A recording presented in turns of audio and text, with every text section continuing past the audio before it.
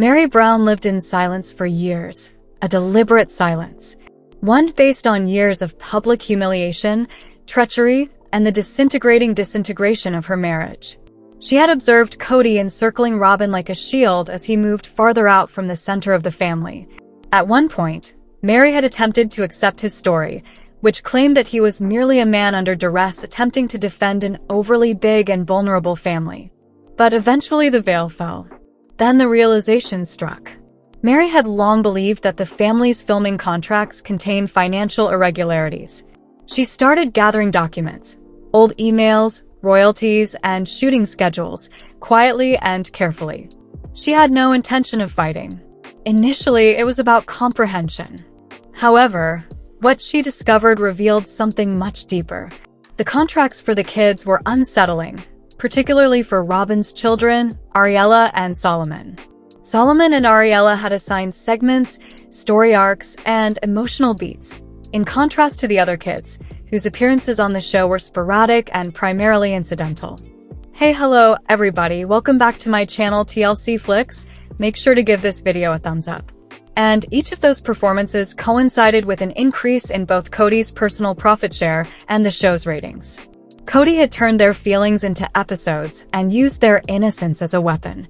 He turned Solomon's anxieties into warnings about the difficulties of polygamy and channeled Ariella's tears into plots about chaotic family life.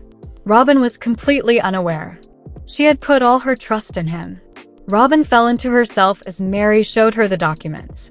As she looked through page after page of production schedules that arranged her kids like actors in a play, her hands shook.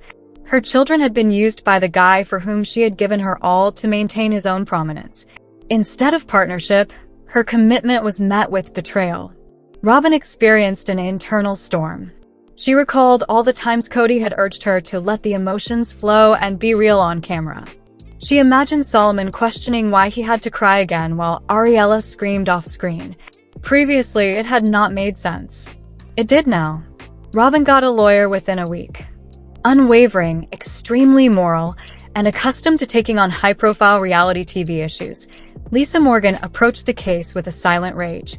She immediately recognized what others might overlook: exploitation, manipulation, and coercion. And above all, the motive of profit. Less than 3 days were needed to draft the lawsuit. Robyn Brown versus Kody Brown for financial fraud, emotional distress, child labor violations, and child exploitation. Kody's response was contemptuous, loud, and performative, classic denial. He tried to steer the conversation when he went online first. His Instagram Live was rife with anger and half-truths.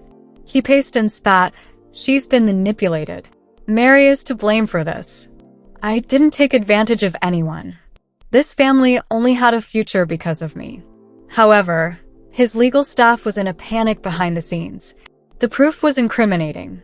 Kody was coming under fire from his emails to producers, his casual remarks captured on camera, and most horrific of all, uncut video that showed him helping the kids have emotional breakdowns. Meri, meanwhile, had come out of hiding. Her voice carried the weight of years of suppressed anger and sadness, and her silence had broken. Sitting in front of her bed in breakfast's fireplace, wearing a simple outfit, she went live on her own platform. Her eyes were fire, yet her voice was steady. Her admission caused a stir on the internet. The comments came pouring in. Anonymous confirmations were leaked by former crew members. The old video came back. Meri was viewed as bold by fans who had previously believed she was resentful. Once portrayed as a villain, Robyn was later reframed as a mother stuck in a slow-moving storm. The tide was shifting. Days later, Janelle released a measured but powerful statement of her own. Although she had long since cut ties with Kody, she now acknowledged that she had also seen dubious filming involving Robyn's kids. In an exclusive interview, Christine, who was watching from Utah, quietly nodded in agreement. "I knew something wasn't right," she remarked. However, we were not permitted to interrogate him. Not at all. Kody operated in this manner.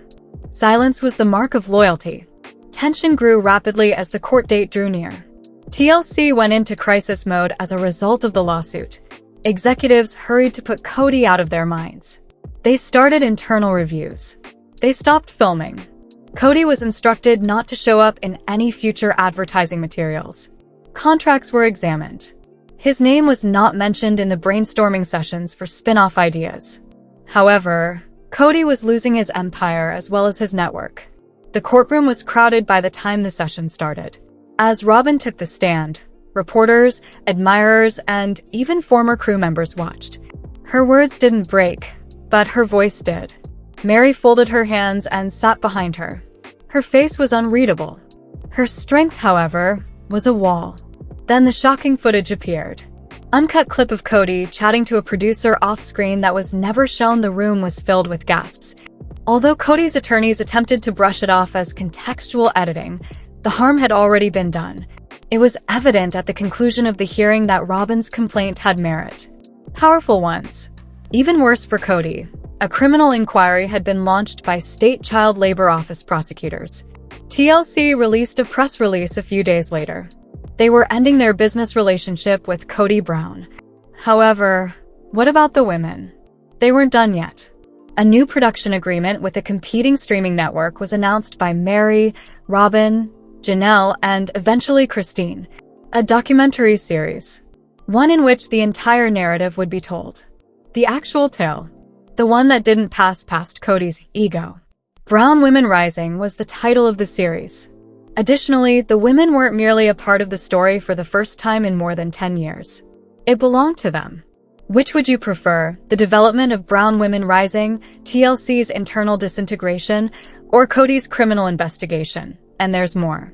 Sister Wives may take a completely different turn as a result of Meri Brown's pivotal decision to gradually distance herself from her previous family. Kody's first wife, Meri, legally divorced him so he could marry Robyn, but she continued to be a part of the family dynamic for years before leaving. Meri has continued to be a prominent figure in the public eye even after their breakup. The devastating loss of Garrison is anticipated to have an even greater emotional impact on season 19, even if the departure of Meri, Janelle, and Christine drastically changed the tone of Sister Wives. Meri always appeared to have a hint of sadness on her face, aside from coping with the tragedy of Garrison's untimely death. Meri and Kody were never a good fit in the first place. His marriage lacked love, and Kody's conviction that his family was polygamous further strained their relationship. When Meri fell for a catfish, she was lonely and seeking company, and it broke her. Meri's physical and mental well-being were both negatively impacted by the occurrence. But now the Sister Wives star is starting to recover. Meri has been managing significant life transitions while providing her Instagram followers with insightful updates on her own development. Despite being constrained by Sister Wives' contractual obligations, she has opted to emphasize emotional openness and frequently considers her inner journey. She has recently made references to feeling uneasy for an extended period of time, which may indicate more serious issues.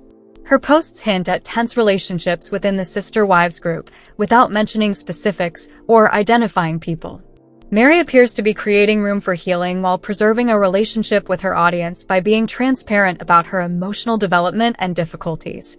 Although Janelle Brown has expressed support for the move, Meri Brown has said nothing in response to Kody Brown's recent decision to redistribute the Coyote Pass acreage.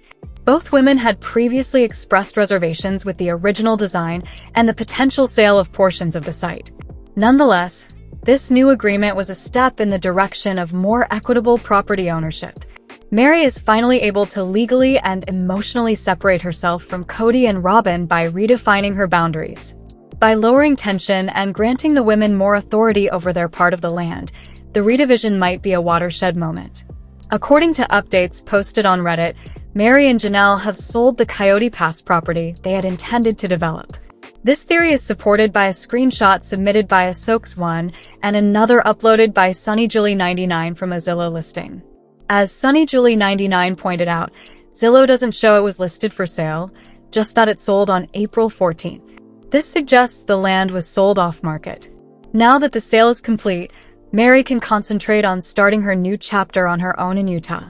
For Meri, the silent deal represents a significant turning point both practically and symbolically, bringing closure to a common past and granting her the option to pursue different futures from her fellow sister wives. Meri has begun to gradually change into a different person.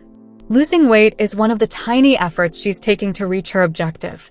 Meri recently showed off her curves at the Global Beauty Awards by wearing a black bodycon dress. In addition, the Sister Wives star has a new cat named Zona, who is entertaining Meri and giving her companionship and encouragement while she grieves.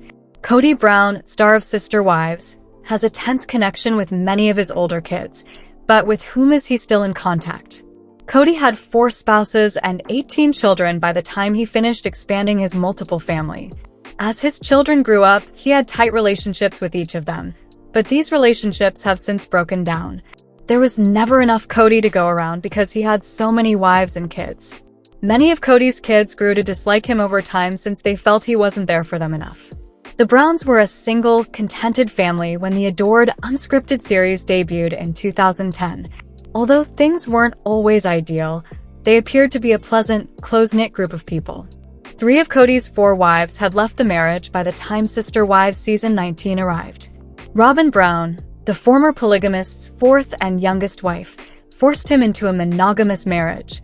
Additionally, Kody's already tense relationships with his older children worsened. Many of Kody's older children are no longer even on speaking terms with him. Maddie Brush, 29, is the daughter of Kody and his second wife, Janelle Brown. In 2010, she debuted on television on Sister Wives. In 2015, she left for college, but she didn't succeed there. Madison announced her engagement to 34-year-old mine equipment repairman Caleb Brush shortly after she left school. After becoming engaged to Madison, Caleb appeared on Sister Wives multiple times. The pair has 2 kids together and got married in Bozeman, Montana in 2016. Madison and Caleb are not planning to get married in a polygamous manner. Sister Wives season 19's second episode reveals that Maddie and Kody don't communicate and that he doesn't visit her kids. Unless her father is able to be present on a regular basis, Maddie does not want him involved in her children's life. Kody believes Maddie may reach out to him as well, despite the fact that he is sorry that he does not have a relationship with Maddie or his grandchildren. Father and daughter are at a standstill since neither Kody nor Maddie appear prepared to initiate contact. Paydon Brown, 26, grew up mostly watching television because he was just 11 years old when Sister Wives debuted in 2010. Kody has 6 children overall with his third wife, 52-year-old Christine Brown, and Paydon is their sole son. The similarities between Kody and Paydon likely account for a large portion of their conflict. Despite their disagreements over a number of topics over the years, Paydon's tense relationship with Robyn, Kody's 4th wife, was frequently the source of father-son conflict. Robyn and her kids didn't always get along with Paydon. Brianna Brown, Robyn's now 20-year-old daughter, who was just 11 when her mother married Kody, was difficult for Paydon to get along with. After Christine left Kody in 2021, their relationship deteriorated, and they are still at odds. The Brown family was devastated when 25-year-old Garrison Brown died in March 2024. At the time of his death, Kody and his second wife, Janelle, had a kid named Garrison, who was not speaking to his father. When the COVID-19 epidemic split the Brown family apart and revealed the already existing rifts among the Sister Wives clan, the two had a falling out. Kody stopped seeing his elder children when he felt they weren't treating the illness seriously enough. It was the beginning of the end for the Brown family, who for the first time spent several holidays apart. Long before he passed away, Garrison once said, "You know what, Robyn? Get him. All of us have reached adulthood and no longer require a father figure." Similar to Garrison, Kody's issues with 22-year-old Gabriel Brown began long before COVID-19, but they reached a breaking point during that time. Janelle also had a son named Gabriel, and she shed light on the disagreement during season 17 of Sister Wives. "There's so much more going on for my boys than this argument about who should follow the COVID rules," she said. "Even when we lived in Vegas, they have long believed that Kody spent most of his time, attention, and everything else at Robyn's house. Kody and Gabriel don't talk anymore." In Sister Wives season 19, Robyn and their 5 kids, whom they called their core family, were living with Kody. He doesn't really interact with most of his other children, with the exception of those he has with Robyn. Michael T. Brown, 28, is the only adult child who still keeps in touch with her father. Robyn was welcomed into the family by Michael T., unlike her other siblings. She remains one of the few links that Kody has with his other children. Following a dramatic period of hesitation and a challenging dispute with their ex-husband Kody Brown and his current wife Robyn Brown, Sister Wives stars Meri and Janelle Brown have finally sold their portions of Coyote Pass, the ranch they co-owned. The family has consistently sought a plot of land on which to construct several houses during Sister Wives' tenure. Coyote Pass was bought after arriving in Flagstaff. But things changed when Kody's marriages to Christine Brown, Janelle, and Meri terminated. Sister Wives Season 19 has been filled with unending land turmoil. Meri and Janelle have sold the piece of land they intended to develop on Coyote Pass, according to Reddit updates, which include SunnyJulie99's screenshot of a Zillow post of their property and Ahsoke's speculation of another Zillow screen grab. SunnyJulie99 stated that Zillow doesn't show it was listed for sale, just that it sold on April 14th. This suggests that it was sold in a private transaction. Ultimately, the land sold, relieving both women of their worries. Meri will continue to work on her independent life in Utah, while Janelle will be able to pursue her aspirations of living in North Carolina thanks to the sale.